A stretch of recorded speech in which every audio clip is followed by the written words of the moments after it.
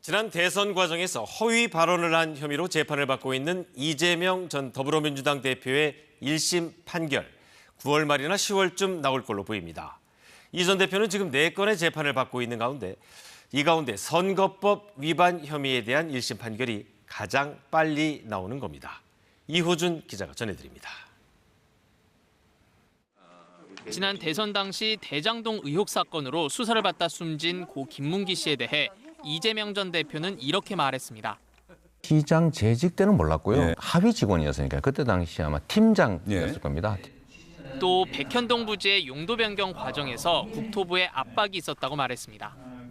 만약에 안 해주면 직무유기 이런 걸 문제 삼겠다고 협박을 해서 검찰은 모두 허위 발언이라고 판단해 이 전 대표를 2022년 9월 공직선거법 위반 혐의로 재판에 넘겼습니다.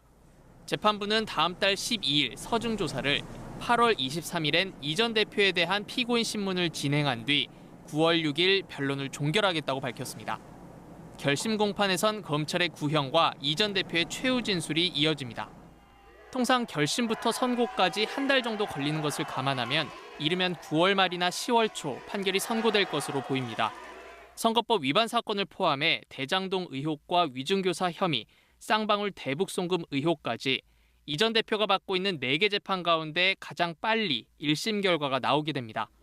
만약 선거법 위반 사건 재판에서 100만 원 이상의 벌금이 대법원에서 확정된다면 이 전 대표는 다음 대선에 나올 수 없게 됩니다. 또 민주당이 지난 대선에서 보전받은 선거비용 434억 원도 모두 반환해야 합니다. KBS 뉴스 이호준입니다.